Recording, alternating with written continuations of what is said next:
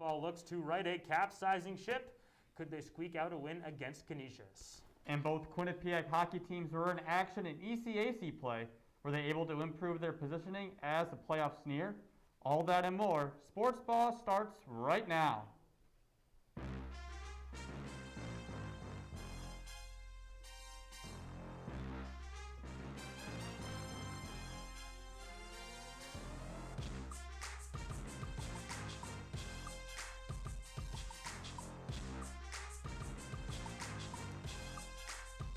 Welcome to a new episode of Sports Paws. I'm Jack Main. To my left, Stitch Gauge Kilborn. We have a packed show for you this Monday evening. Let's get right into it with men's basketball. The Canisius Golden Griffs had a long layoff to COVID-19 protocols and jumped into the action against the struggling Bobcats. Game 1 did not go as planned for the Bobcats as they blew a 15-point lead after halftime. However, Savion Lewis, who was benched previously, was able to tie a career high with 16 points and in the eventual Bobcats loss. And you see it right there now. Quinnipiac just got out-rebounded, and they also were outshot, or they actually were able to outshoot Canisius from beyond the arc, but the turnovers are just the plague of this team right now. They have been unable to sustain this in MAC play. After blowing a lead on Friday, the Bobcats had a chance to redeem themselves on Saturday afternoon. Let's roll the tape. J.J. Riggins starts off by beginning off with Canisius and Quinnipiac in the second game of these two.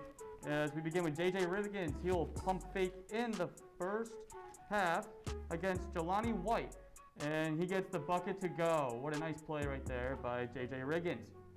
Coming up, we'll have Malik Green. He'll pass to senior Majesty Brandon, who makes a pull-up jumper, and that puts Canisius back on top. Later, Brandon, he will shoot a three, and that'll extend to the Canisius Golden Griffs lead. However, Seth Pickney will make history. That's his first career three-pointer, and that draws them within a few points. Meanwhile, Savion Lewis is trying to fight back for the Bobcats, however, Canisius leads 43-33 going in the second half. In the second half, Brendan McGuire finds Pickney open, and he punishes the Griffs D on that play. Meanwhile, Armand Harriet off of the rebound takes it to the hoop and gets the foul. And Jordan Henderson picks up the loose ball by Louis Courtright, and he punishes it with a great dagger by Jordan Henderson. Following the game, men's basketball beat reporters Ross Meglin and John Surratt highlighted the Bobcats' struggles to close out. Quinnipiac losing back-to-back games against Canisius. Canisius coming into this weekend playing their first games in over 40 days. And welcome to the rebound. I'm Ross Meglin. That is John Surratt. So John, what does this Quinnipiac team have to do better going down the stretch? You know, Ross, I really could say everything, but we'll go more specific. Rebounding specifically, they have gotten out-rebounded a ton over these past few games. They got out-rebounded by 13. Really, you know, even if today they did not play great defense whatsoever, even though throughout the season they've been a better defensive team that I've seen for the Quinnipiac men's basketball team. But today, you know, when you get out-rebounded like that, you can't win games. And then with the turnovers, they actually were better with turnovers, but throughout the season they just haven't. Shooting-wise, offensive woes, we've talked about that all season, and really it comes down to, like I said, everything, but more specifically rebounding and turnovers are where I'd want them to get better. And which players do you see stepping up down the stretch?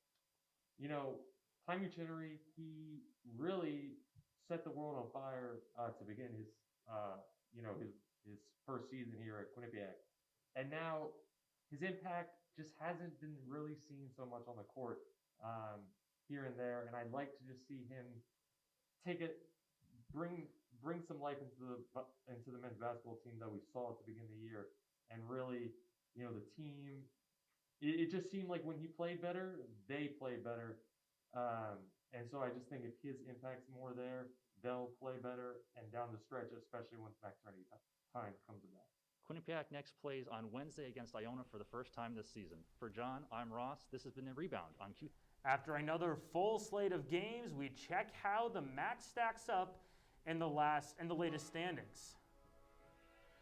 Monmouth is running the conference right now. Siena is right on their tail, but you can see Quinnipiac there is struggling. They have a 3-7 record in the conference. That is good for last. They need to pick up the action. St. Peter's, Niagara, and Canisius round out the top 6 in the conference.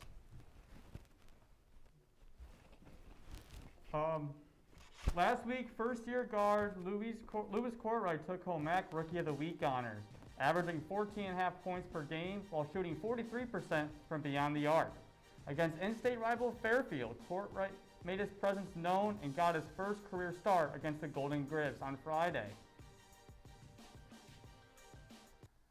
Switching locker rooms, the Quinnipiac women's basketball team is coming off a sweep of Monmouth and would take on Fairfield for a 2-game series at the People's United Center. We take game 1 for you. Quinnipiac is coming off that 2-game win streak against Monmouth last year. We pick up the action early in the first quarter. How about Lopez Senecal driving, hitting the floater? She would finish with 20 points this game. She is Fairfield's leading scorer. Into the second quarter now. How about some defense? This is Mac DeWeese picking the pocket, going up and laying it in nicely with the right hand. That is her specialty. Mac DeWeese playing like the best big on the floor while being the shortest on the floor. How about Lopez Senecal hitting from dead on? And we have halftime from the People's United Center. In the third quarter now, Rose Calverley was hot as she could be. 4 for 6 from beyond the arc in this one, and she would finish with 17 points. One of her best shooting performances of the season. Wrapping up now, we have fourth quarter play. Quinnipiac really just trying to put a clamp on this one. Michaela Morris inside, down low. Mac DeWeese off the glass. Mackenzie DeWeese with another terrific game for her, and here she's going to get another steal. How about that? Behind the back, looking for options, is going to go to the big Michaela Morris. She's fine. That would be a SportsCenter top 10 play. Quinnipiac wins it 67-55. Coming off a strong victory on Friday, the team would look to make it 4 in a row in the Saturday matinee. Let's take the highlight reel here. As it was a senior day today, the senior day on Saturday between Fairfield and Quinnipiac. Fans and family were not allowed to watch this one. As we begin the first quarter, Rose Cavalry. She will find Jillian Casey down open for a 3, and that starts the scoring off early for the Bobcats. And they'll lead 14-6 after 1. Going into the second period, Katie Armstrong and Janelle Brown use a pick and roll perfectly to get the and 1 opportunity. Bobcats lead 29-15 going into the third. Lou Lopez Senegal, you've heard her name once, going to hear it again, as she'll not give up on this shot, a 2-pointer, way downtown. And in Kat Almeida's first game of the season, she comes up with the clutch with a nice block inside the paint. Bobcats lead at 44-32. As we head into the fourth quarter, Vanessa Udoji drives to the hoop to extend the lead, and Quinnipiac wins by the final score 60-44. A strong weekend meant that the Bobcats would improve in the MAC standings, and we check out how they stack up against the competition. You see, Quinnipiac now sits alone in second place with a 9-3 conference record, 11-5 overall. They're only 1 game behind first place Marist, and then Manhattan, St. Peter's, Fairfield, Ryder, Iona, and Siena round out the top 8. The Bobcats will play Siena on Wednesday at the Puck. Quinnipiac basketball earned another MAC honor, this time on the women's side. And Mackenzie DeWeese had a great weekend against Monmouth as she scored 30 points with 8 steals in her 2 games over the weekend. She also shot 50% behind the arc as she helped the Bobcats sweep the Hawks in the weekend series. Not only was it a dominating performance from the team, but sophomore forward Kat Almeida made her return to the court after a battle with thyroid cancer. Quinnipiac women's basketball. It was a game of reporter. several storylines for the Quinnipiac women's basketball team, but one that stands at the top of the list was the return of Kat Almeida. The sophomore center hasn't played for the Bobcats since her first year on the team, but that didn't stop her from making this big play. Fairfield Lopez Senechal inside. Hits Yeah. rejected by Kat Almeida. You go, Cat, with a smile on her face, and 4 players from Quinnipiac. It was awesome. Like, I kind of didn't know what to do with myself because everybody was like coming at me. But I mean, the energy's great. Like, this is a great team. I think I like attribute to the energy when it's someone else. So it's nice to receive it back. To have her back and then suit up and then get in there and then do what she did on her first play. I mean, it was just such a lift. I was on the bench when that happened and I saw her block. I was waving the towel like crazy. I was so happy for her. She deserves a lot. She always brings so much energy, always positive. She's just an incredible person, so mature. So she deserves it like 100%. Truly an inspiration. I mean, like, we all have our own stories, our own journeys, and hers is definitely one that inspires because she's just a true definition of someone who just never gives up. Being able to be alongside her on her energy that she brings, whether she's in the game or she's not, she always brings 110%, and it just motivates me as well. Both Coach Fabry and Almeida did mention in the press conference that the Bobcats are undefeated since Cats returned to the lineup. Now we'll see if the Cat factor can help the Bobcats keep winning as they take on Siena next Wednesday at 1 p.m. Reporting from the Media Suite, Eric Kerr, Q3. We now welcome in women's basketball beat reporter Eric Kerr to give us his 3 stars on the team.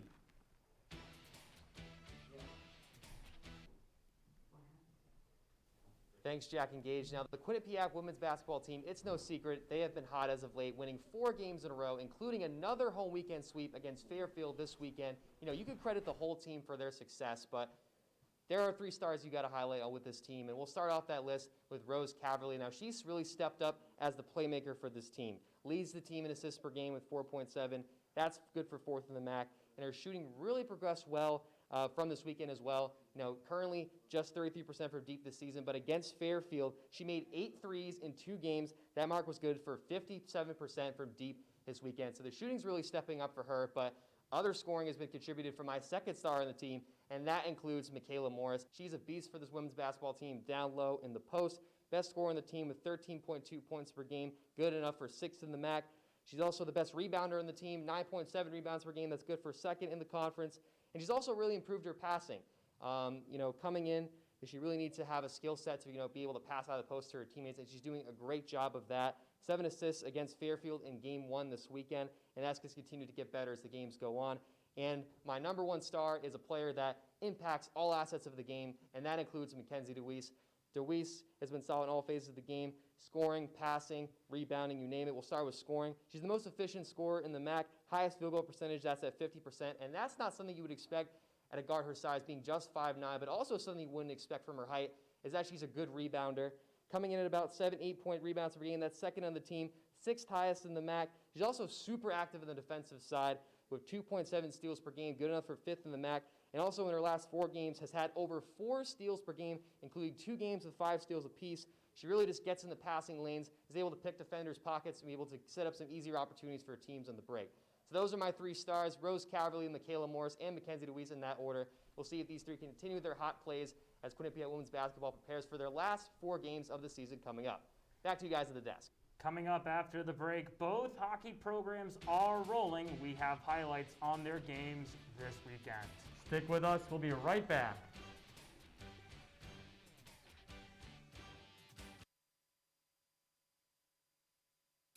One in 3 adults has pre-diabetes. 1 in 3.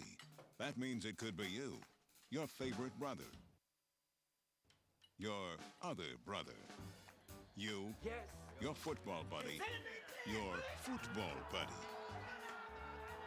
you, the boss's boss. If 1 in 3 adults has pre-diabetes, that means it could be you, your barber, your barber's barber. Nice work. Thanks. You, your plumber, Breathe right into your foot. your plumber's masseuse. Yes. You, your dog walker, On your left. your cat jogger. Or you, your co-pilot, your co-pilot's co-pilot.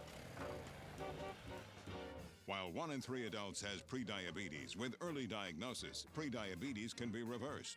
Take the risk test at doihaveprediabetes.org to know where you stand.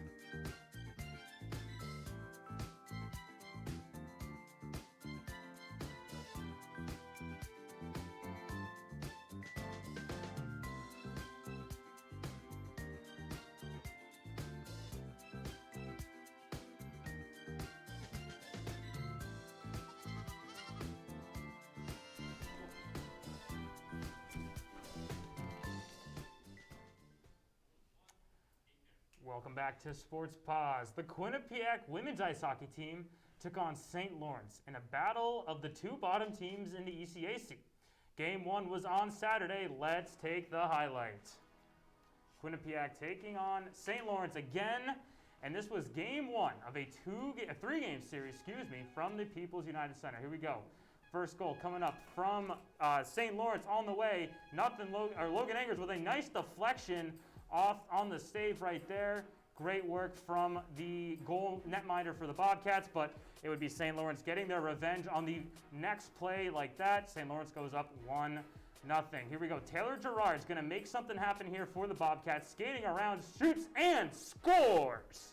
Taylor Gerard gets the Bobcats on the board. This game is knotted up at 1. Taking another look of that nice shot there from Gerard. She gets it right past the goalie, but St. Lawrence is going to try to get it right back again. Logan Angers is on the ground sprawling. That's going to be another one netted for St. Lawrence. They go up 2-1, and we head into the third period. Bobcats trying to stay in this as best they can, but it's going to be a wrister right through the 5-hole of Angers. St. Lawrence is really laying it on to the Bobcats. They would tally one more to win the game 4-1. Unfortunate loss in the first game. Let's see the Bobcats can rebound in their second game against St. Lawrence. And we take the highlight here. Quinnipiac versus St. Lawrence, as we mentioned earlier. Already down 1-0 in the first period, but that is likely to change because Laura Lundblad will intercept a pass and take an easy shot for the first goal for the Bobcats. Later on, Alexa Hoskin gives it to Courtney Vorster at the point, giving Quinnipiac a 2-1 lead. No matter, Shaylin Snow doesn't care. She finds a net for her first goal of the season, tying the game at 2 after 1. As we head in the second period, Taylor House, she will take the rebound and throws the puck herself into the net with a nice crashing goal right there by the Bobcats. And later on in the second period, Jessica Poirier takes it from Chloe Poudafont and finds the opening to tie the game at 3. We go into the third period now, where Sadie Pert, she will get it past Whitehead's glove to give the Bobcats another lead, making it a 4-3 game now. Later in the third period, we'll see Olivia Mobley giving it to Kendall Cooper, who fires a laser on the power play goal, making it a 5-3 game, and they'll win by that final score. After splitting the first 2 games of the series, the women's team played earlier today. And here's how they wrapped up their series against St. Lawrence. It was a 1-0 victory for the Bobcats. They now sit at 9-4 overall, 3-4 in the ECAC. You can see that they outshot and won more faceoffs than St. Lawrence, and Angers was able to block 11 to Lucy Morgan's 9. Let's see how much of an impact this weekend conference series had on the ECAC standings. As we look at the ECAC standings, Colgate is currently in first place with 16 points, and following them is Clarkson with 10, and then Quinnipiac is trailing right behind with 8 points after a strong weekend against St. Lawrence, and St. Lawrence is holding up the rear with 5 league points as the playoffs near. Quinnipiac women's hockey was celebrating the seniors this weekend, but first year Maddie Samaskevich was also in the spotlight as the ECAC Rookie of the Week. Samaskevich tallied 3 assists, which gave her 3 points, and tallied a +5 on ice rating. She would be a star amongst many for this Quinnipiac women's ice hockey team. The Hockey Humanitarian Award organization has just announced the 6 nominees for the honor. One of them is a familiar face. Senior forward Grace Markey has just been nominated for the Hockey Humanitarian Award. The award is given to a college hockey player who shows their leadership on and off the ice. Markey was one of the 6 nominated in the country for this award for her leadership and community service at the Whitney Manor Rehab Care Center. The organization will announce the 3 finalists later this month. Quinnipiac men's hockey was looking to improve on their number 11 ranking in the nation in a weekend series against Colgate. Game 1 was on Friday and ended in a 2-2 tie, with Quinnipiac winning the shootout 1-0. You see there the Bobcats outshot Colgate in this game 29-22. They were 0 for 6 on the power play, a weakness on this team that Rand Pecknold has stressed this year, and they were able to win faceoffs 39-19. Head coach Rand Pecknold's boys were not done yet as they had to play against Colgate again in Hamilton the following day. The Bobcats had a much-needed offensive explosion as they won 9-0 over the Colgate Raiders. The biggest stat of the game is Quinnipiac scored 4 power play goals to end their drought. They were in. Yaniv Peretz had his first attempt in the crease in Hamilton and helped keep Colgate off the scoreboard with 5 saves. With the dominating performance on Saturday, we look at the updates in the ECAC hockey standings. Quinnipiac secured no worse than third place in the ECAC and extended their first place lead. They sit at 7-3-4 in conference, 3 games ahead of 4-4-4 Clarkson, Colgate, and St. Lawrence, each trail with 4 wins themselves. Ethan DeYoung was named ECAC Player of the Week last week after sweeping St. Lawrence. In the weekend series with the Skating Saints, DeYoung scored 2 goals and 1 assist, totaling 3 points to help lead them to 2 wins against St. Lawrence and to further increase their lead in the ECAC standings. Petruzzelli racked up 45 saves over 2 games against St. Lawrence last weekend, improving his save percentage to 93.2%. The Bobcats won those games 2-1 and 4-1, and you can see that Petruzzelli averaged only 1 goal against, and his save percentage during that series alone was closing out on 96%. Men's ice hockey beat reporter Tom Krasnowski now joins us in studio to talk about his top 3 stars on the team. Tom, who do you have? Well, Jack, there are plenty of guys you can choose from for 3 stars for the entire season. At least one of the stars is a familiar face that you just saw on that last board right there. But let's dive right into it. Third star, there's a lot of choices for this. I have to go with the guy who has solidified his spot as the team's #1 defenseman, and that's Zach Metza. You know, nobody would have seen this coming for Metza after how freshman year went. He was a sub-defenseman, an occasional forward, but this year, and it really started last year, taking an enormous step forward. He's second among all NCAA defensemen with 14 assists, second on the team in scoring with 20 points in 22 games. That's almost a point per game for your #1 defenseman. He leads the team with 23 blocks. He just improved so immensely over the year. He can do it on offense. He can do it on defense. And all in all, he's just been the Bobcats' best defenseman. That's why he is star #3. I think you guys kind of have an idea of who star 2 and star 1 could be. The question is, though, what's the order for them going to be? That's the only real question for these 2 guys. And Keith Petruzzelli is the man I'm going with as star 2.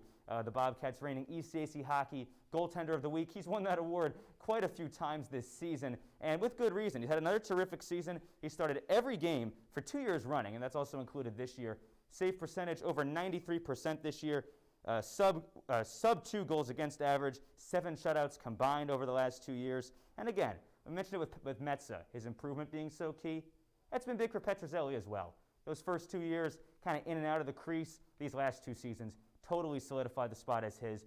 It's nothing you have to worry about remotely with him between the pipes. But honestly, he's not going to win games if you don't get goal scoring. And that's where star #1 comes in. Odin Tufto, who else could it have been?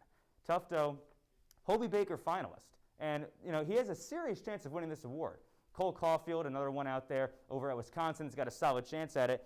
I've never seen a playmaker like Tufto at the collegiate level. The guy's got 27 assists this year, 31 points. He's got a little bit of Claude Giroux in his game. You know, he's a right shot. He wins a lot of faceoffs. Terrific playmaker. Spot in the left side of the circle on the power play. He only has 4 goals this year, but that's not his role for this team. He wins faceoffs. He sets up his teammates. He does it better than anyone that we've seen at Quinnipiac over the last 4 years. It's why he's the #1 star this season. No surprise, Odin Tufto rounding out the list. Coming up after the break, we will schedule updates and spring sports preview. Don't go anywhere.